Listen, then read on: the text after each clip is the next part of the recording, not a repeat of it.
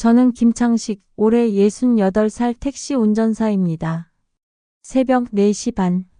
자명종이 울리기도 전에 눈이 떠졌습니다. 20년째 같은 시간에 일어나다 보니 몸이 저절로 기억하는 거죠. 옆에서 자는 아내를 깨우지 않으려 조심스럽게 일어났습니다. 무릎에서 뚝 소리가 났죠. 아이고. 작게 신음을 삼켰습니다. 화장실에서 찬물로 세수를 했습니다. 거울에 비친 제 얼굴은 주름투성이었죠. 한때는 구청에서 일하는 번듯한 공무원이었는데 지금은 그저 늙은 택시기사일 뿐입니다. 그래도 후회는 없습니다. 먹고 살 수 있으니 감사한 거죠. 부엌에서 밥을 한 숟갈 떠먹고 진통제를 삼켰습니다. 무릎 연골이 다 닳아서 의사가 수술하라고 했지만 수술하고 쉬면 그동안 뭘 먹고 살겠습니까? 아내 약값이라도 벌어야죠. 차고지로 가는 길 24시간 편의점에 들렀습니다. 아저씨, 오늘도 김밥이에요? 대학생 알바가 웃으며 물었죠. 응, 제일 싼 걸로. 아저씨, 이거 서비스예요. 그 아이가 삶은 계란 하나를 더 넣어줬습니다. 고마운 마음에 눈시울이 뜨거워졌지만 애써 웃어 보였죠. 택시에 시동을 걸고 계기판을 확인했습니다. 주행거리 48만 킬로미터. 이 차도 저처럼 늙어가고 있었습니다. 라디오를 켜니 새벽 뉴스가 흘러나왔죠.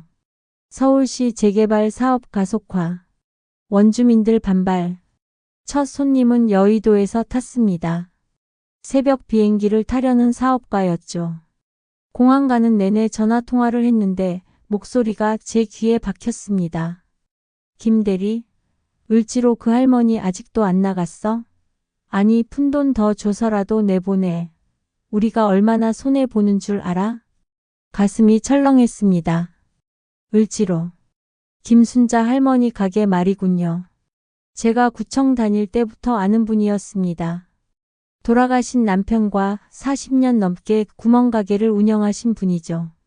힘들 때 외상으로 라면도 주시고 딸처럼 대해주신 은인이었습니다. 공항에서 손님을 내려드리고 돌아오는 길 을지로에 들렀습니다. 아침 7시 김할머니는 벌써 가게 문을 열고 계셨죠. 할머니 안녕하세요. 어머, 창식이구나. 이 시간에 웬일이야? 할머니 얼굴이 많이 수척해 보였습니다. 가게 안을 둘러보니 물건도 별로 없더군요. 할머니, 요즘 장사는 어떠세요? 할머니가 한숨을 쉬셨습니다. 뭐, 재개발한다고 다들 이사가서 손님이 없어. 나보고도 빨리 나가래. 근데 창식아, 나 여기서 어디를 가겠니? 영감이랑 추억이 다 여기 있는데. 할머니 눈가에 눈물이 맺혔습니다. 저는 주먹을 꽉 쥐었죠. 할머니 너무 걱정 마세요. 제가 도와드릴게요. 내가 뭘 할 수 있는데? 저는 잠시 망설였습니다. 30년간 구청 도시계획과에서 일했던 제 경력을 말씀드려야 할까요? 하지만 그저 미소만 지었죠. 제가 아는 사람이 있어요. 한번 알아볼게요. 집으로 돌아와 다락방으로 올라갔습니다. 먼지 쌓인 상자를 열자 옛날 서류들이 나왔죠. 30년간 모아둔 자료들이었습니다. 재개발 관련 법규, 판례, 각종 민원 서류들. 손가락으로 서류를 넘기다가 발견했습니다. 을지로 재개발 구역 지정 과정의 문제점을. 주민 동의율이 법정 기준에 미달했는데도 서류가 조작된 흔적이 있었죠. 이거다. 다음 날 저는 구청으로 갔습니다. 3년 만에 가는 구청이었죠. 후배 정민이가 과장이 되어 있었습니다. 형님, 오랜만입니다. 택시 운전은 잘 되세요? 뭐 그럭저럭. 정민아, 부탁이 하나 있어. 제가 서류를 보여주자 정민이 얼굴이 심각해졌습니다. 형님, 이거 진짜면 큰일인데요. 재개발 자체가 원천 무효가 될 수 있어요. 그래서 내가 좀 조사해줬으면 해. 알겠습니다. 제가 책임지고 조사하겠습니다. 일주일이 지났습니다. 그동안 저는 평소처럼 택시를 몰았죠. 그런데 신기하게도 을지로 재개발 조합 관계자들을 자주 태우게 되더군요. 그들의 대화를 들으며 더 많은 정보를 수집했습니다. 조합장님, 이번에도 도장 위조했다가 걸리면 어떡해요? 걱정 마. 구청에 우리 사람 있잖아. 저는 모든 대화를 핸드폰에 녹음했습니다. 증거가 필요했으니까요. 드디어 재개발 조합 비상총회가 열렸습니다. 저도 주민 자격으로 참석했죠. 조합장이 큰 소리로 외쳤습니다. 김순자 할머니 한 사람 때문에 우리 모두가 피해를 보고 있습니다. 이게 민주주의입니까? 사람들이 웅성거렸습니다. 그때 정민이가 들어왔죠. 잠시만요. 구청 도시계획과에서 나왔습니다. 조합장 얼굴이 굳었습니다. 무슨 일로? 주민동의서 위조 제보를 받았습니다. 조사 결과 5건의 위조가 확인됐습니다. 회의장이 발칵 뒤집혔죠.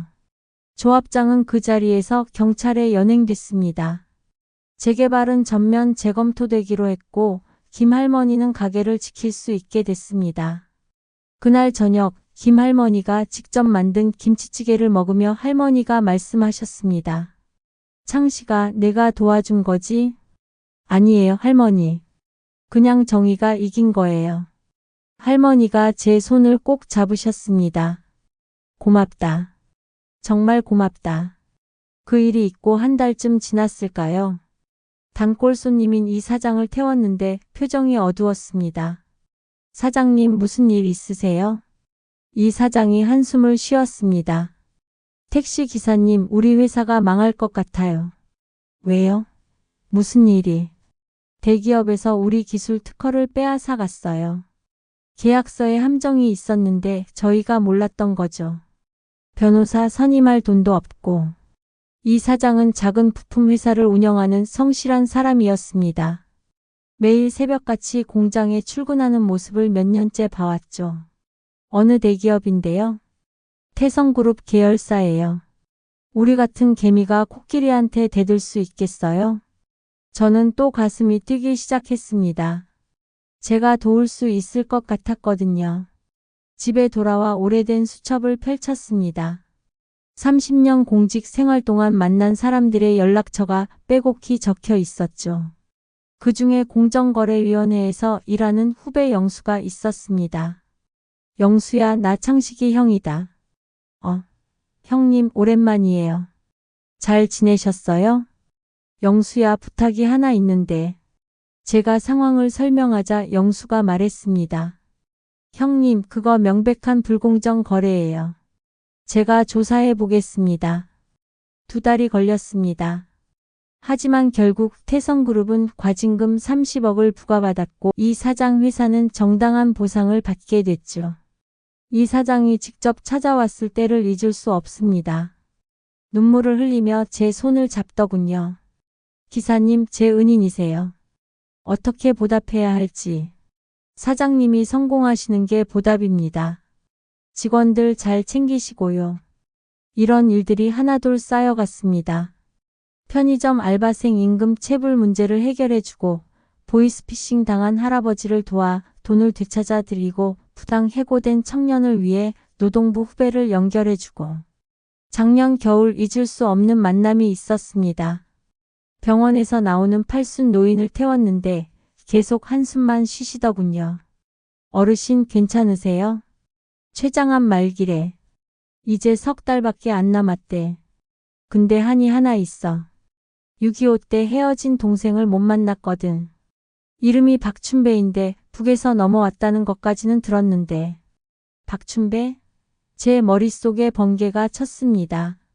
군대 있을 때 같은 내무반에 박춘배 형이 있었거든요. 항상 북에 두고 온 형 이야기를 하던. 어르신 혹시 본인 성함이?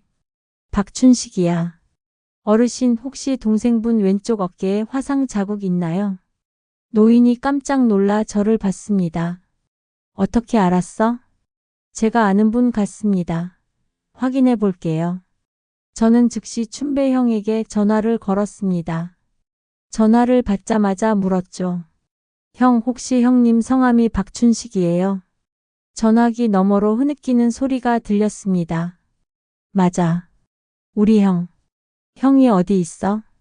다음 날 70년 만에 형제 상봉이 이루어졌습니다.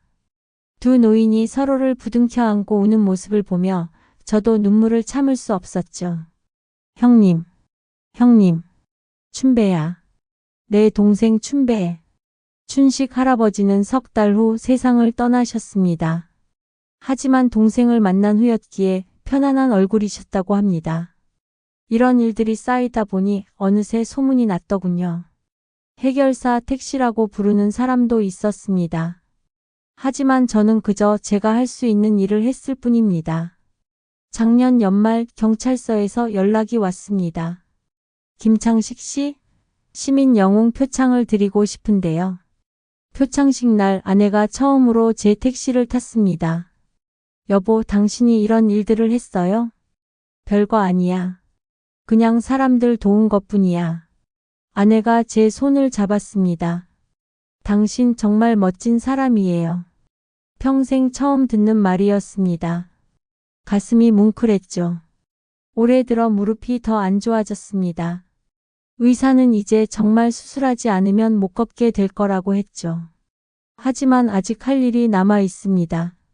어제 태운 청년이 있었는데 취업이 안 돼서 한강에 가려던 참이었답니다. 저는 차를 세우고 한참을 이야기했죠. 젊은이, 내가 아는 사장님이 있는데 성실한 사람을 찾고 있어. 한번 만나볼래? 정말요? 오늘 그 청년에게서 문자가 왔습니다. 기사님, 합격했어요. 살아줘서 고맙다고 부모님이 우셨어요. 저는 운전대를 잡고 미소 지었습니다. 얼마 전 김할머니 가게에 들렀더니 할머니가 뭔가를 주셨습니다. 손수 만든 도시락이었죠. 창식아, 늘 빈속으로 운전하지 말고 이거 먹어. 할머니, 내가 해줄 수 있는 게 이것밖에 없네. 내 덕분에 가게도 지키고 영감 추억도 지켰어. 집으로 오는 길 신호등에 멈춰 서서 도시락을 열어봤습니다. 계란말이, 김치, 멸치볶음. 어머니가 싸주시던 도시락 같았죠. 눈물이 났습니다. 오늘도 새벽 4시 반에 일어났습니다. 무릎은 여전히 아프지만 마음은 따뜻합니다. 제가 특별한 사람은 아닙니다. 30년 말단 공무원, 20년 택시 운전사. 그저 평범한 서울 시민이죠. 하지만 이제 알았습니다. 우리 모두는 누군가의 영웅이 될 수 있다는 걸. 거창한 능력이 없어도, 가진 것이 없어도 우리가 살아온 경험과 아는 사람 한 명이 누군가에겐 기적이 될 수 있다는 걸요. 제 택시 미터기엔 오늘도 빨간불이 들어옵니다. 빈차라는 표시죠. 하지만 제 마음은 비어있지 않습니다. 오늘 만날 누군가의 이야기로 도울 수 있는 작은 일로 가득 차 있으니까요. 방금 한 손님이 탔습니다. 젊은 여성인데 울고 있네요. 아가씨, 괜찮아요? 기사님, 저 회사에서 부당하게 해고됐어요. 저는 백미러로 그녀를 봤습니다. 또 제가 도울 수 있는 일이 생긴 것 같습니다. 어느 회사인데요? 제가 아는 노무사가 있는데 그녀의 눈에 희망이 보입니다. 네, 이렇게 오늘도 계속됩니다. 세상은 차갑다고들 하지만 저는 믿습니다. 우리가 서로를 위해 작은 손을 내밀 때 그 온기가 모여 세상을 따뜻하게 만든다는 걸. 제가 평생 배운 건 그것이었습니다. 그리고 죽는 날까지 실천하려 합니다. 아, 손님이 목적지에 도착했네요. 고맙습니다, 기사님. 덕분에 힘이 났어요. 아니에요. 힘내세요. 분명 좋은 일이 있을 거예요. 미터기를 다시 켭니다. 빈차 표시가 들어옵니다. 하지만 저는 압니다. 이 빈 공간이 곧 누군가의 이야기로 희망으로 채워질 거란 걸. 그것이 제가 오늘도 핸들을 잡는 이유입니다.